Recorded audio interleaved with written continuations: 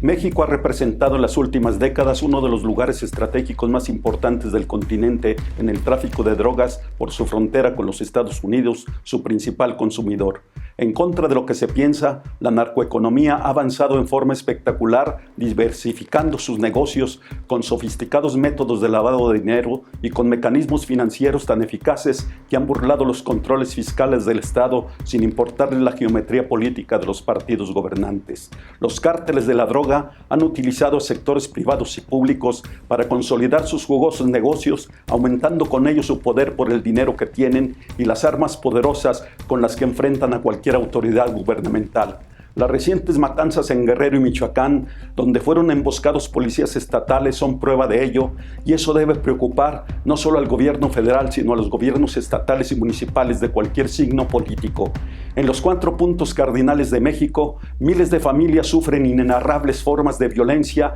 y el desplazamiento de sus lugares de origen. Perdidos e ignorados en la geografía nacional, su pobreza extrema revela la peor de sus tragedias en razón de que los miembros de esas familias, los más jóvenes, los más aptos, son reclutados por el crimen organizado para después ser adiestrados en las labores propias de la delincuencia, dispuesta a matar, secuestrar, extorsionar y, en el mejor de los casos, a cultivar o fabricar las drogas que demanda el mercado interno. Mientras eso sucede en sierras y montañas, en incontables ciudades urbanas y rurales existen lugares sin ley, colonias en virtual toque de queda, controladas por los cárteles de la droga que la policía tiene prohibido patrullar y donde los vecinos, a pesar del miedo, se arriesgan cada mañana en medio de la oscuridad a dirigirse a sus trabajos con el latente temor a un asalto, sea para robarles sus pertenencias de valor o el poco dinero que llevan consigo para su regreso a casa. A muchos jóvenes sin oportunidades de estudio ni trabajo que viven en extrema pobreza les resulta más atractivo pertenecer a una pandilla o rentarse como sicarios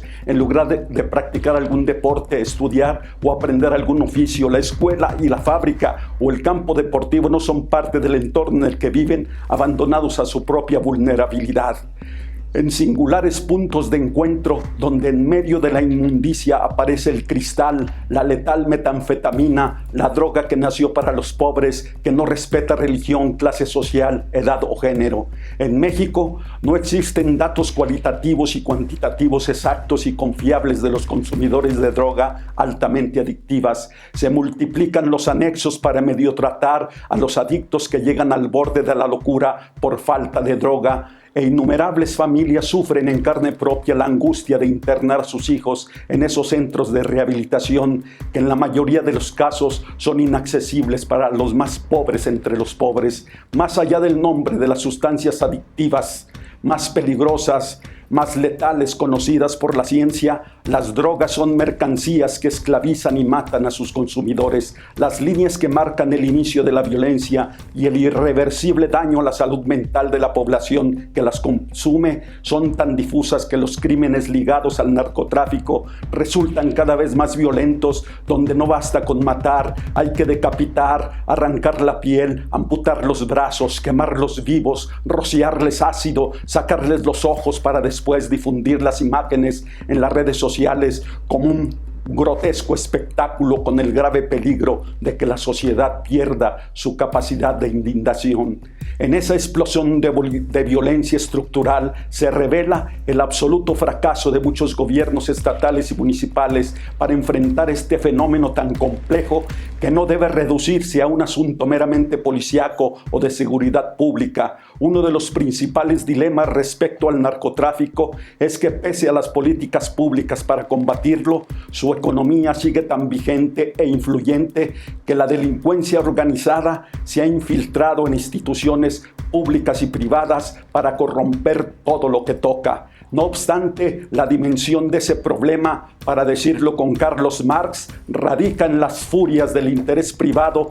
donde se expresan las más violentas, mezquinas y aborrecibles pasiones del corazón humano. En conclusión, abordar el tema del narcotráfico y lidiar con él requiere un acercamiento desde lo académico para aproximarnos a las configuraciones, racionalidades e intereses criminales que le son intrínsecos y tener una lectura estratégica para que los gobiernos de todos los niveles definan las políticas públicas que busquen adaptar las capacidades estatales de control, neutralización y prevención del fenómeno a las nuevas y cambiantes racionalidades de la economía mundial del narcotráfico. En nuestro país, la violencia ligada al narcotráfico representa un problema de salud pública que los mexicanos heredamos de pasados gobiernos y que no podrán resolverse de la noche a la mañana ni por presión de sectores sociales que viven en el confort y la opulencia, ni por las opiniones periodísticas de detractores